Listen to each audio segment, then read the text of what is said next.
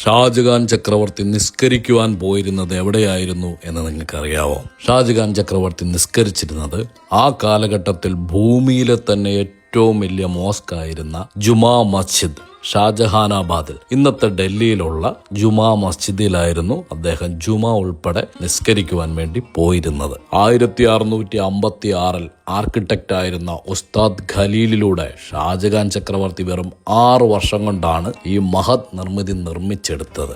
ഈദ് ദിവസങ്ങളിലൊക്കെ 30,000-ലധികം ആളുകളാണ് ഇവിടെ ഒന്നിച്ച് നമസ്കരിക്കുന്നത്. ദില്ലിയിലെ ജുമാ മസ്ജിദിന്റെ ഫോട്ടോസ്റ്റാറ്റ് എടുത്ത പോലെ മറ്റൊരു മസ്ജിദ് പാകിസ്ഥാനിലെ ലാഹോറിലുണ്ട്, ബാദ്ഷാഹി മോസ്ക്. 100,000-ലധികം പേർക്ക് നമസ്കരിക്കാവുന്ന ഈ പള്ളി വെറും 2 വർഷം കൊണ്ടാണ് ഔറംഗസേബിന്റെ സഹോദരൻ നിർമ്മിച്ചെടുത്തത്. ഒരു നിമിഷം ഒന്ന് നിൽക്കണേ, ഒരു കാലത്ത് ലോകത്തിലേക്കും വെച്ച് ഏറ്റവും വലിയ മസ്ജിദിന്റെയും ഷാജഹാന്റെ രാജവീതികളുടെയും ഇന്നത്തെ അവസ്ഥ നിങ്ങളെ കാണിച്ചു തരാം. ഷാജഹാന്റെ രാജവീതികളൊക്കെയും തെരുവ് കച്ചവടക്കാർ കൈയടക്കി കഴിഞ്ഞു. നമസ്കരിക്കുവാൻ ആനപ്പുറത്തേറി മസ്ജിദിലേക്ക് പുറപ്പെട്ട ഷാജഹാനെ നോക്കി മുംതാസ് കാത്തിരുന്ന റെഡ് ഫോർട്ട് നമുക്ക് ദൂരെ കാണാം. നിങ്ങളിപ്പോ കാണുന്ന ഈ രാജവീതികളിലൂടെ ചെരുപ്പിട്ട് പോലും നടക്കാൻ പാടാണ്, അത്രയ്ക്ക് വൃത്തികേടാക്കിയിട്ടുണ്ട്. എന്നതേലും ആട്ടെ, നമുക്ക് ഉൾവശത്തിലേക്ക് കയറി കാഴ്ചകളൊക്കെ ഒന്ന് കാണാം.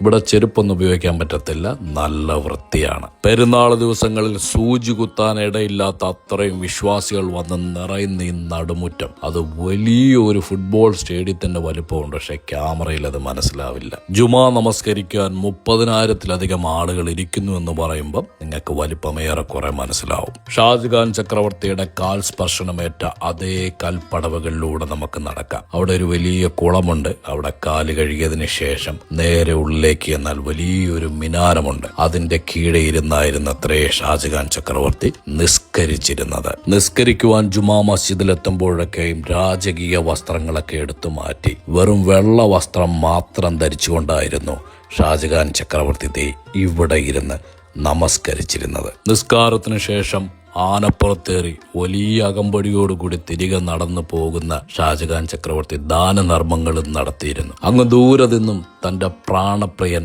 ആനപ്പുറത്തേറി വരുന്നതും കാത്ത് ഒരു പ്രേയസി അവിടെ കാത്തിരുന്നിട്ടുണ്ടായിരുന്നു. അവളുടെ പേര് നിങ്ങൾക്കറിയാം, മുംതാസ് മഹൽ. ജുമാ മസ്ജിദും താജ് മഹലും റെഡ് ഫോർട്ടും ഒക്കെ പണിയുവാൻ ഷാജഹാന്റെ പുറകിലുണ്ടായ ഒരേ ഒരു മോട്ടീവ്, അത് മുംതാസ് മഹൽ തന്നെയായിരുന്നു എന്നാണ് പറയപ്പെടുന്നത്. അവരുടെ പ്രണയമായിരുന്നു അതിന്റെ പിന്നിൽ. ഇന്ന് ഡൽഹി എത്ര പൊല്യൂട്ടഡ് ആണെങ്കിലും ആ ഒരു പ്രണയം ദില്ലിയുടെ ഓരോ മുക്കിലും മൂലയിലും നമുക്ക് കാണാം. ഷാജഹാന്റെയും മുംതാസിന്റെയും ആ പ്രണയം ഇന്നും ദില്ലിയിൽ തങ്ങി നിൽക്കുന്നു എന്നാണ് ദില്ലിക്കാര് പറയുന്നത്.